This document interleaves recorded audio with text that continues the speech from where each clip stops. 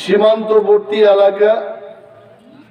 এই এলাকায় তিপ্রাসা এবং নন তিপ্রাসাদের মিশ্রিত একটা জনবসতি। এই এলাকার মানুষ ত্রিপুরার সত্যিকারের সম্প্রীতি কাকে বলে আপনারাই পারবেন সেটাকে বোঝাতে। তিপ্রা মথা, যার নেতৃত্বে রয়েছেন আমাদের মহারাজা প্রদ্যুৎ কিশোর মাণিক্য। তিপ্রা মথার মূল লক্ষ্য হচ্ছে ত্রিপুরা রাজ্যের যারা পিছিয়ে পড়া সমস্ত অংশের মানুষ, যারা সমাজে উপেক্ষিত বঞ্চিত, তাদেরকে নিয়ে আরেকটি রাজ্য গঠন করা, যে রাজ্যের নাম হবে গ্রেটার তিপ্রাল্যান্ড। গ্রেটার তিপ্রাল্যান্ড মানেই শুধু তিপ্রাসাকে নিয়ে হবে এই কথা কিন্তু কখনো তিপ্রামথা দল অথবা মহারাজা বলেন। গ্রেটার তিপ্রাল্যান্ড রাজ্য সেগুলোকে নিয়েই হবে। আমাদের বর্তমান এডিসি এলাকা এবং এডিসির বাইরে যেখানে যেখানে আমাদের তিপ্রাসারা রয়েছেন, সেই এলাকাকে নিয়ে আমরা পিছিয়ে পড়া উপেক্ষিত জনগণকে নিয়ে একটা রাজ্য গঠন করব। সেই রাজ্যের নাম হবে গ্রেটার তিপ্রাল্যান্ড। আপনারা জানেন গত ৭৫ বছর ধরে ত্রিপুরা রাজ্যের প্রত্যন্ত অঞ্চলের মানুষ, আসারামবাড়ি বলুন, বনবাজার এলাকার মানুষের কথাই বলুন, ছামনু ইত্যাদি এলাকার লোক অগ্রগতি এবং উন্নয়নের থেকে আমরা বঞ্চিত। মানুষ পানীয় জলের অভাবে ভুগছে, যেখানে ত্রিপুরার সরকার ডাবল ইঞ্জিনের সরকার বলছে প্রতিদিন তারা মানুষের কাছে প্রচার করছে আমরা ২০২২ সালের মধ্যে জল জীবন মিশন প্রকল্পের মাধ্যমে ঘরে ঘরে পানীয় জলের ব্যবস্থা করব। আপনারা মুঙ্গিয়া কাঁদি এলাকায় গিয়ে দেখুন, ত্রিপুরা রাজ্যের আনাচে কানাচে গিয়ে দেখুন, আমাদের এই ত্রিপুরা রাজ্যের মানুষ বিশুদ্ধ পানীয় জলের কথা ভুলে যান। সাধারণ পানীয় জল থেকেও আমরা বঞ্চিত। আমরা এই ৭০ বছরের অভিজ্ঞতায় বলতে পারি, কংগ্রেস বলুন, সিপিএম বলুন, সমস্ত সরকার আমরা দেখার পর ভেবেছি বঞ্চিত মানুষের পাশে দাঁড়ানোর জন্য আমাদের আরেকটি রাজ্য গঠন করতে হবে। সেই ত্রিপুরা রাজ্যের নাম হবে গ্রেটার তিপ্রাল্যান্ড।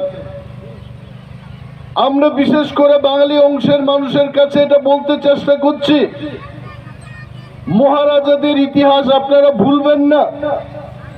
বাংলাদেশে যখন বাঙালিরা জাতি দাঙ্গায় বিধ্বস্ত ছিলেন, হিন্দু মুসলমান জাতি দাঙ্গায় যখন বিধ্বস্ত ছিলেন, আপনারা এই ত্রিপুরা রাজ্যের তিপ্রাসারায় আপনাদের জায়গা করে দিয়েছে। আপনাদের দুর্দিনে আমরাই পাশে দাঁড়িয়েছিলাম, আর আজকে সেই তিপ্রাসারা হারিয়ে যাওয়ার পথে।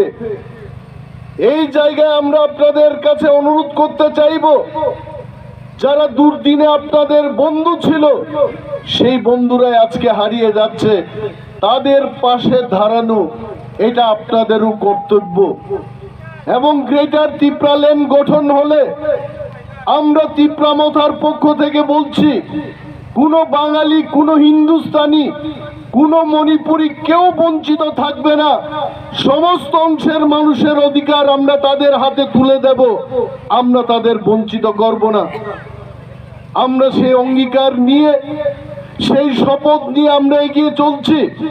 এবং ত্রিপুরা রাজ্যের মানুষ আগামী বিধানসভা নির্বাচনে তিপ্রামথাকে ভোট দিয়ে একাই তিপ্রামথা ৩৪ থেকে ৩৮টি সিট জয়লাভ করে সরকার গঠন করবে। বলতে দিন, সেই দিন ত্রিপুরার পূর্বতন মুখ্যমন্ত্রী বিপ্লব বাবু বলেছেন যে তীব্রামতা হাওয়াই এসছে, হাওয়াই উড়ে যাবে। আমি বিপ্লব বাবুকে উদ্দেশ্য করে বলছি, আপনি নিজে হাওয়াই এসছেন ত্রিপুরাতে। আপনার 5 বছর সমাপ্ত হওয়ার আগে আপনি হাওয়ায় আবার উড়ে চলে গেছেন দিল্লিতে। মানুষের প্রতি আপনার আস্থা নেই, মানুষ আপনার প্রতি কোনো আস্থা নেই। আজকে মানুষ চারিদিকে বলছে, কোথায় আপনাদের মিসকলে চাকরি, কোথায় আপনাদের 50,000 করে চাকরি দেবে, ঘরে ঘরে রোজগারের ব্যবস্থা করবে। মানুষের প্রশ্নের সম্মুখীন হচ্ছে এই রাজ্যের ভারতীয় জনতা পার্টির সরকার। সেই দিন আমরা ত্রিপুরার উপমুখ্যমন্ত্রী জিষ্ণু বাবুকেও বলতে শুনেছি, জেডিসির ইএম সিএমরা অর্থ লুটপাট করছে, করাপশন করছে। আমি মাননীয় উপমুখ্যমন্ত্রীকে দৃষ্টি আকর্ষণ করে বলবো, আপনি 1 পয়সার দুর্নীতির তদন্ত করে আমাদের দেখান, আমরা আজকে রাজনীতি ছেড়ে দেব। অথচ আপনি বলছেন সেই দিন যে ত্রিপুরার পূর্বতন মুখ্যমন্ত্রী 16-17টি গাড়ি নিয়ে উনি ঘোরাফেরা করতেন, সেটা আপনার চোখে পড়েনি। আমাদের এডিসির সিএম ইনোভা গাড়িতে কেন চলছে? তাদের ফ্যামিলি ব্যাকগ্রাউন্ড কি? কৃষকের ছেলে কি করে ইনোভা গাড়িতে ঘোরাফেরা করছে? এটা ছিল আপনার প্রশ্ন।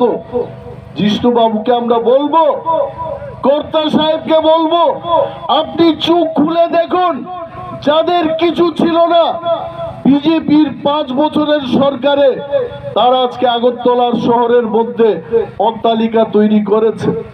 যারা আগে পুরনো বাইক নিয়ে চলাফেরা করত, তারা আজকে গোল্ড ফ্ল্যাগ সিগারেট খায়।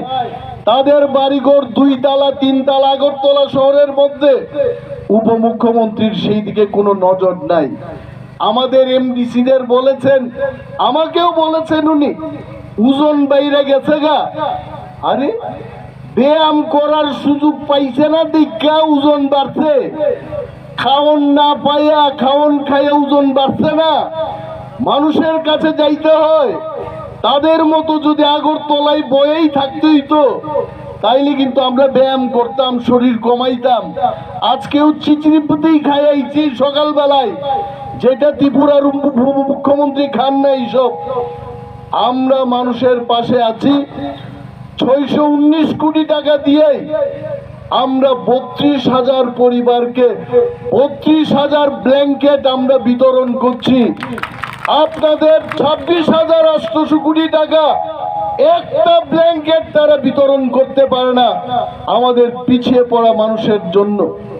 তারা আবার বলছে যে কি বলে, ডাবল ইঞ্জিনের সরকার। আরে ডাবল ইঞ্জিন কিসের? ডাবল ইঞ্জিন একটা বেকারকে চাকরি দিতে পারলো না। কত 10,323 জন কর্মচারীর জীবন শেষ করে দিল। আমাদের এখানে আমাদের যুব নেতা প্রস্মিত দেববর্মা, সেও তো বিজেপির কূপে শেষ। আজকে যদি বিজেপি জনদরদি হয়, যুবকদের জন্য জনদরদি হয়, আপনারা দেখান 10,323 কর্মচারীকে আবার চাকরি দিয়ে দেখান। পারবে না। আমরা তীব্রামত আমরা বলছি, যদি আমরা এই ক্ষমতায় আসতে পারি, 40,000 ব্যাকলগ রাজ্যের মধ্যে আমরা 1 বছরের মধ্যে পূরণ করে দেখাবো 40,000 যুবককে চাকরি দিয়ে। বলুন এইসব কথা। তারা এটা বলবে না, বলছে যে এডিসি দুর্নীতি করছে। আরে টাকাই নাই ভাই, দুর্নীতি কোথায় করব? আমাদের সড়ক আছে 1183 কিলোমিটার। 1 কিলোমিটার সড়ক তৈরি করতে যাই 1 কোটি টাকা। এডিসির যে বেহাল অবস্থা, এই 1183 কিলোমিটার যদি আমরা সংস্কার করতে চাই, নতুন করে যদি ব্ল্যাক টপ করতে চাই, 1183 কোটি টাকার দরকার। দিছে আপনারা মাত্র 3.5 কোটি টাকা। দেখছেন তো কি অবস্থা?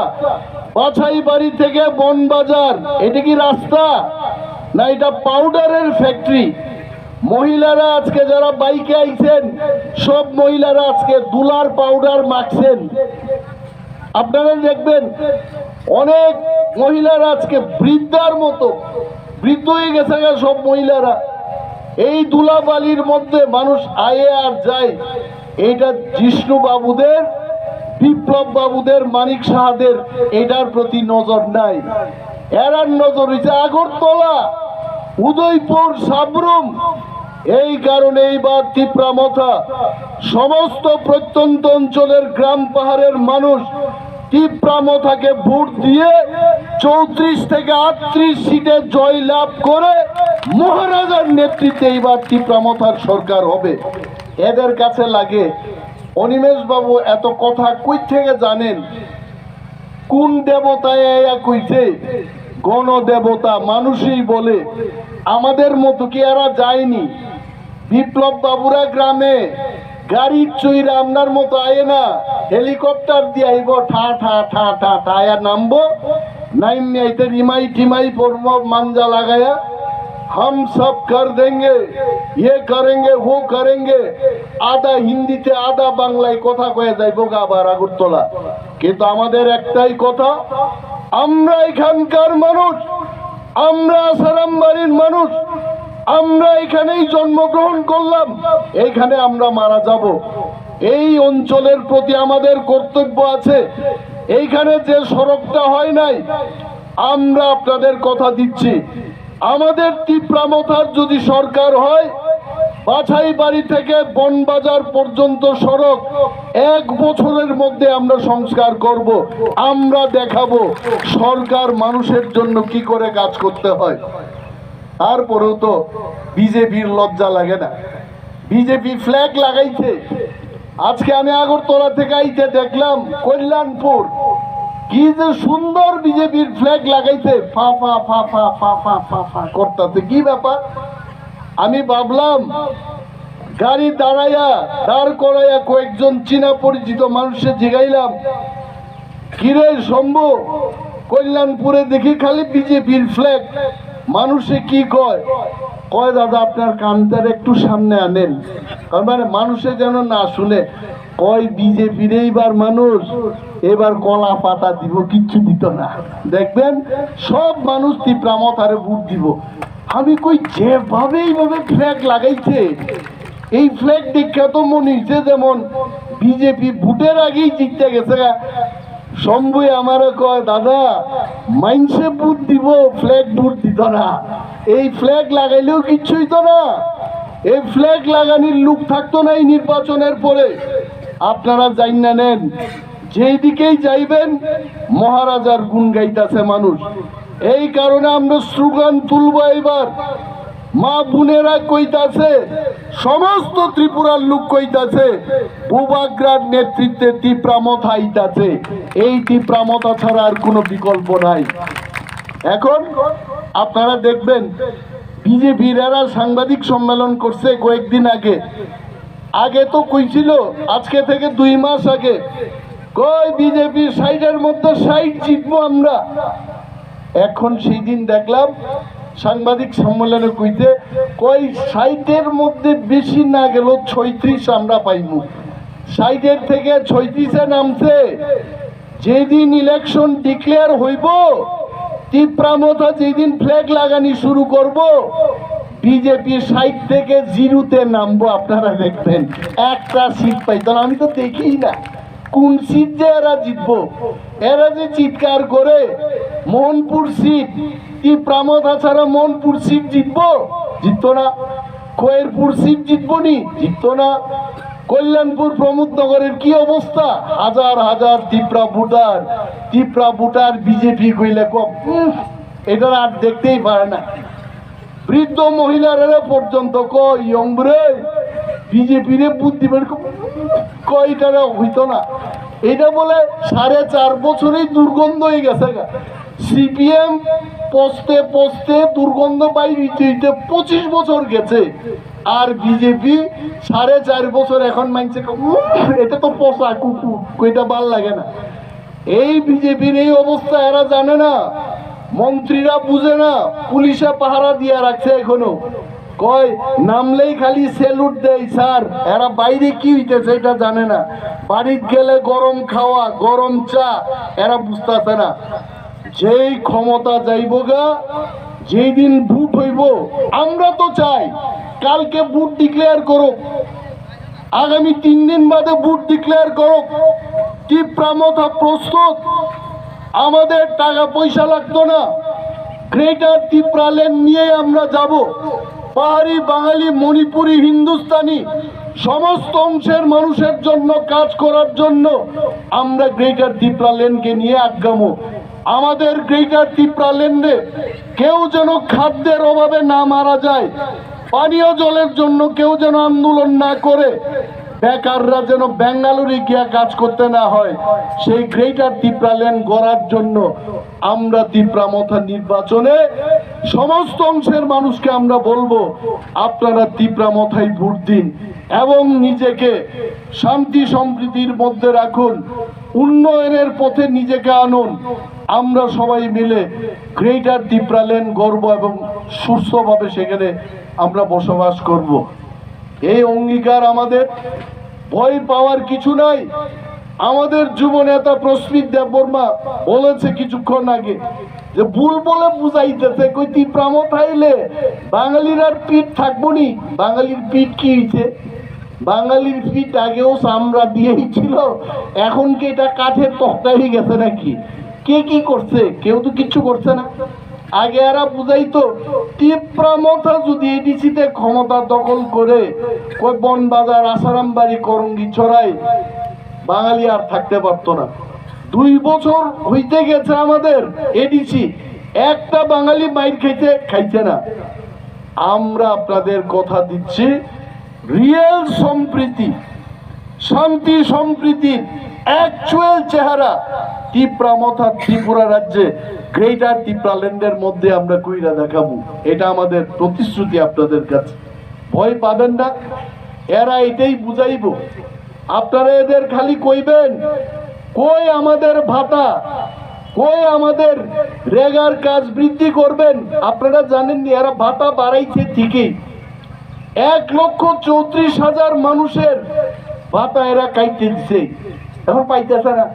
সেই দিন আমি নর্থ ত্রিপুরাতে গেলাম, 59 একটা জায়গায় প্রোগ্রামে গেলাম, বৃদ্ধ আর বৃদ্ধা কইছে, কই বাবু আগে তো স্বামী স্ত্রী আমরা পাইতাম, এখন তো আমার বউয়ের ভাতা কাইতে দিচ্ছে।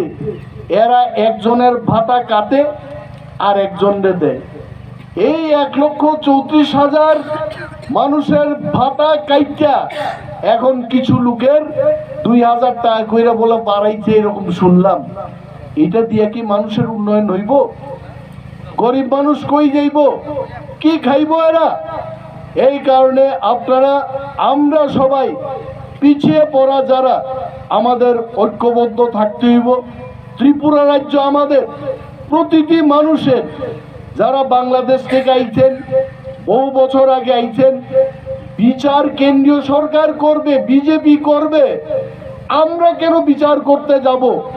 আমরা শুধু গ্রেটার ত্রিপুরা লেন গঠন করে ত্রিপ্রাসাদের নিয়ে এবং নন ত্রিপ্রাসারা যারা আমাদের সাথে থাকবেন তাদের সবাইকে নিয়ে আমরা শান্তি সম্প্রীতির একটা গ্রেটার ত্রিপুরা লেন করতে চাই। এটাই আমাদের দাবি। এখানে বাঙালির বিরুদ্ধে, হিন্দুস্তানির বিরুদ্ধে বলে আমাদের কোনো কথা নেই, সবাইকে নিয়ে আমরা চলবো।